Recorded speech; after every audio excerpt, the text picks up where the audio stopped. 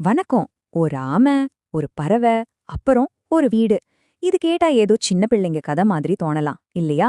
ஆனா நிஜத்துல இது நம்ம வாழ்க்கையில எடுக்கிற ரொம்ப ரொம்ப பெரிய முடிவுகளை பத்தி சொல்லுது. வீடுன்னா என்ன? வெறும் செங்கலும் சுவருமா? இல்ல அதுக்கு மேல உறவுகளா? வாங்க இந்த கதைக்குள்ள போய் என்னதான் பார்க்கலாம். சரி, ஆரம்பத்திலே ஒரு நேரடியான கேள்வி. யோசிச்சு பாருங்க. உங்களுக்கு 2 சாய்ஸ் இருக்கு. ஒன்னு, யாருமே உள்ள வர முடியாத ஒரு பெரிய கோட்டையில நீங்க மட்டும் தனியா வாழ்றது. இன்னொன்னு, உங்க நண்பர்கள், குடும்பம்னு எல்லாரோடையும் சந்தோஷமா இருக்கிற மாதிரி ஒரு சின்ன குடிசை. நீங்க எதை தேர்ந்தெடுப்பீங்க? சும்மா யோசிங்க. ஏன்னா இந்த ஒரு கேள்விக்குள்ள தான் நம்மளோட மொத்த கதையுமே அடங்கியிருக்கு. சோ நம்ம கிட்ட 2 வீடுகள் இருக்கு. ஆனா இது வெறும் பில்டிங் பத்தின கதை இல்ல.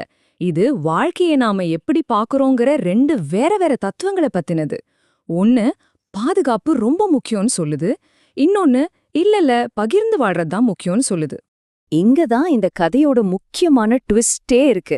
ஒரு பக்கம் பாத்தீங்கன்னா ஆமையோட ஓடு, அது ஒரு கோட்டை மாதிரி செக்யூரா, தனிமையா, யாரு தொந்தரவும் இல்லாம. இன்னொரு பக்கம் பறவையோட கூடு, அது ஒரு திறந்த வீடு மாதிரி எல்லாரையும் வாங்க வாங்கன்னு வரவேற்கிற உறவுகளால நிறைஞ்ச ஒரு இடம். இப்போ கேள்வி என்னன்னா, நமக்கு பாதுகாப்பு முக்கியமா இல்ல பாசம் முக்கியமா? சரி, முதல்ல ஆமை சைட்ல என்ன சொல்றாங்கன்னு பாப்போம். அதுக்கு அதோட ஓடுதாங்க எல்லாமே. ஒரு தனி உலகம் மாதிரி.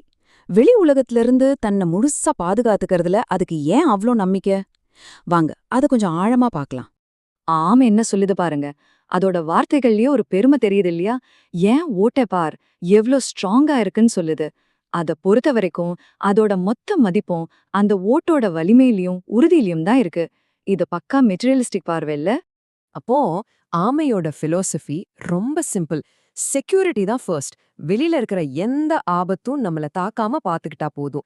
இது ஒரு விதத்துல பார்த்தா கரெக்ட் தான். ஆனா வாழ்க்கைன்னா அவ்வளவுதானா? யோசிக்க வேண்டிய விஷயம். சரி, இது ஆமையோட பாயிண்ட் ஆஃப் வியூ. ஆனா கதைக்கு இன்னொரு பக்கம் இருக்குல்ல. இப்போ பறவை என்ன பதில் சொல்லுதுன்னு கேட்போம். அது சொல்ற விஷயம் ரொம்ப ஆழமானது. உண்மையான பாதுகாப்பு செவத்துல இல்ல, சொந்தத்துல தான் இருக்குன்னு சொல்லுது. கேட்டிங்களா?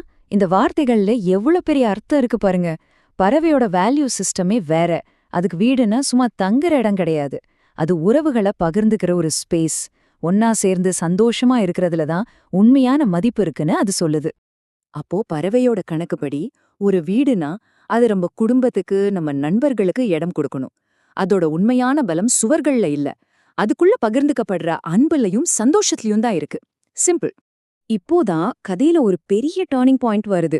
எல்லா நேரமும் பதில்கள் வார்த்தையில தான் வரணும்னு இல்ல, இல்லையா? சில சமயம் மௌனம்தான் எல்லாத்தையும் புரிய வைக்கும். பறவை பேசி முடிச்சதும் ஆமா ஒண்ணுமே பேசாம அமைதியாயிடுச்சு. ஆனா அந்த அமைதிக்கு பின்னாடி ஒரு பெரிய புரிதல் இருக்கு. பாருங்க, ஒரே லைன் தான். ஆமை அமைதியானது. ஆனா அந்த அமைதிக்குள்ள அது மனசுல ஒரு பெரிய புயலே அடிக்குது. இத்தனை நாளா நம்ம நம்புனது எல்லாமே தப்பா? நம்ம பாதை சரியா அப்படின்னு முதல் முறையா ஆமை யோசிக்க ஆரம்பிக்குது. அங்கதான் இந்த பளீர்னு ஒரு உண்மை புரியுது. ஒரு நல்ல வீடுனா என்னன்ற டெஃபினிஷனே இப்போ மாறுது. அது வெறும் பிசிக்கல் செக்யூரிட்டி கிடையாது. அது ஒரு இமோஷனல் நிறைவு. அன்புதான் உண்மையான பாதுகாப்பு, உண்மையான கோட்டைன்னு ஆமை புரிஞ்சுக்குது. சரி, கதை இதோட முடிஞ்சிடுச்சு. ஆனா இது வெறும் ஆமை பறவையோட கதை இல்ல. இப்போ இது நம்ம கதை, நம்ம எல்லாரோட கதை. இந்த 2ல நம்ம வாழ்க்கை எதை நோக்கி போயிட்டு இருக்கு? நாம நமக்காக ஒரு ஓட்ட கட்டுறோமா, இல்ல நம்மள சுத்தி இருக்கிறவங்களுக்காக ஒரு கூட்ட கட்டுறோமா? சோ, இந்த கதையோட மாரல் என்னன்னா, அது ரொம்ப சிம்பிள் ஆனா ரொம்ப பவர்ஃபுல். எவ்ளோ பெரிய மாளிகையில தனியா இருக்கிறத விட சின்ன குடிசையில 4 பேரோட சந்தோஷமா இருக்கிறது தான் உண்மையான வாழ்க்கை. இந்த பகுதியோட கடைசில நான் இந்த கேள்வியை உங்ககிட்டயே விட்டுட்டு போறேன். உங்க வாழ்க்கையில நீங்க என்ன கட்டிட்டு இருக்கீங்க? உங்கள மட்டும் பாதுகாத்துக்க சுவர்கள் எழுப்புற ஒரு ஓட்டையா, இல்ல அன்பு உள்ள வரதுக்காக கதவுகளை திறந்து வைக்கிற ஒரு கூடா? பதில் உங்க கையில தான் இருக்கு.